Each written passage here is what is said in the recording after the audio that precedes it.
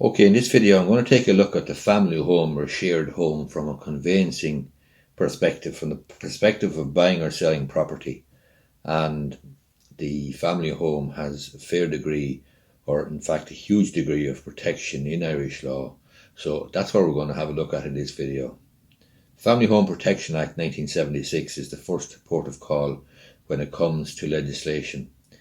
It prevents one spouse in whose sole name the family home was vested from dealing with the property without the knowledge and or consent of the non-owning spouse. So this is critical where one spouse's name is on the deeds or registered ownership of the property.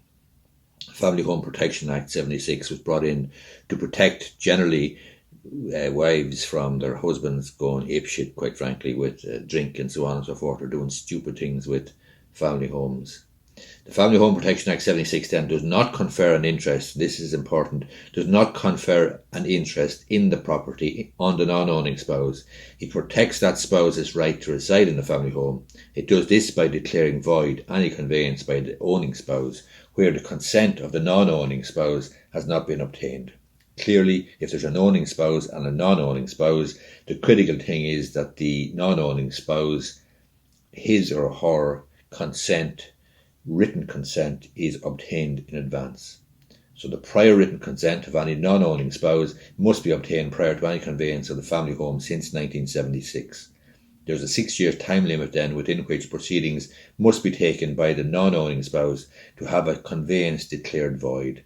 That's what's open to the non-owning spouse, to seek a declaration from a court declaring essentially that the conveyance is void by reason of the absence of the prior written consent. There are exceptions to this. One is agreements made in contemplation of marriage. Two is conveyance to a bona fide purchaser for full value. The purchaser must act in good faith.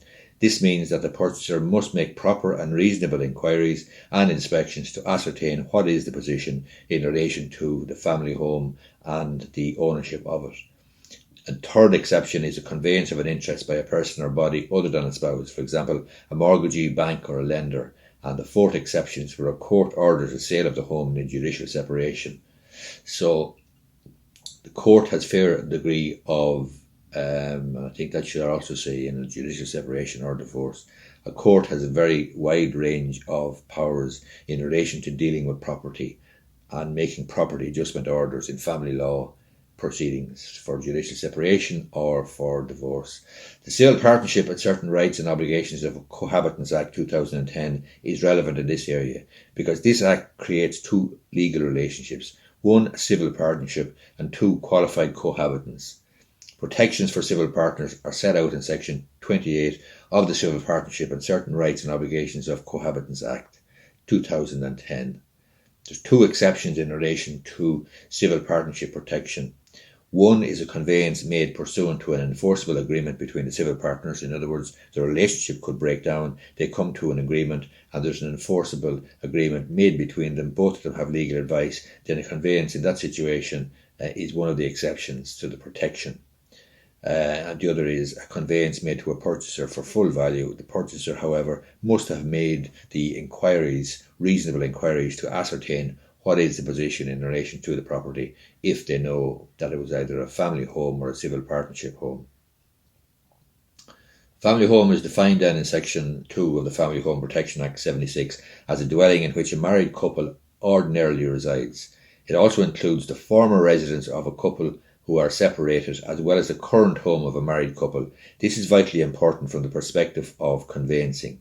The former home or former residence of a couple who are separated. That's why solicitors need to be very, very careful when they're buying or acting for clients to ascertain what is the position, especially if there was family law proceedings, either a separation, a judicial separation or divorce.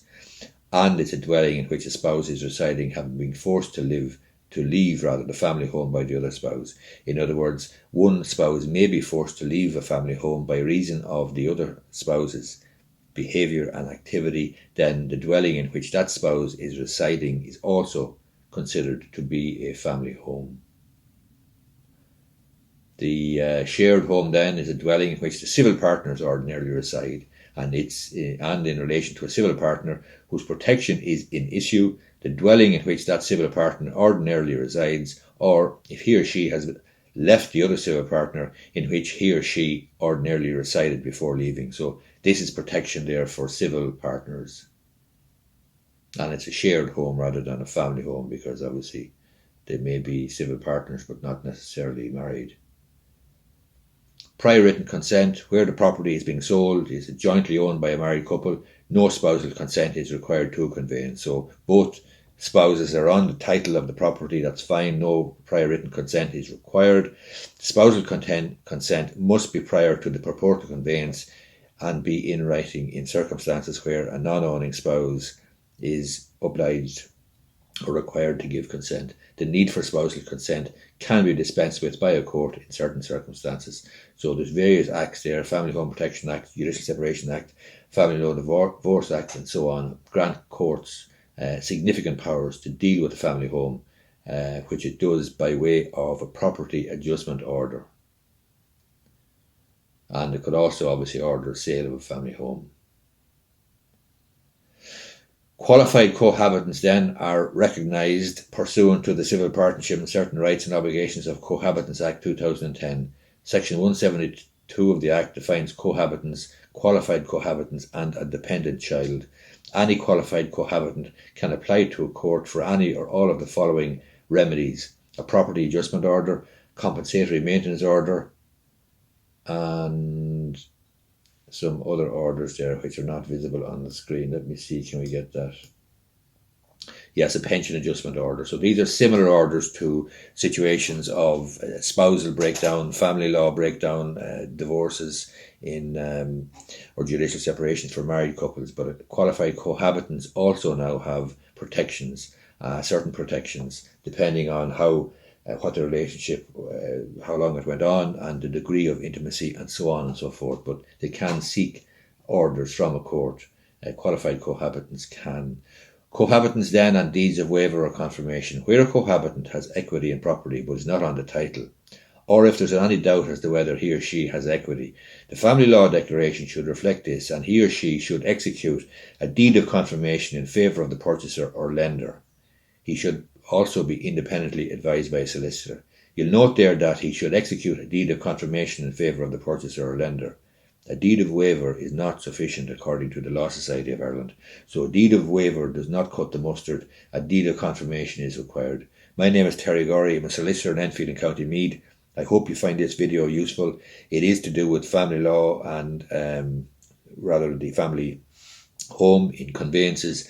There is significant checks and balances and inquiries to be carried out in relation to a property if it's a conveyance, and if it's any, or if there's any doubt as to the family law status of it and the relationship between the vendors, and whether there's a joint spouses or non-owning spouse and one spouse owning, and so on and so forth. But just putting you on notice, family home, shared home and conveyancing, there's a significant degree of protection for the family home and for spouses and partners and cohabitants and so on.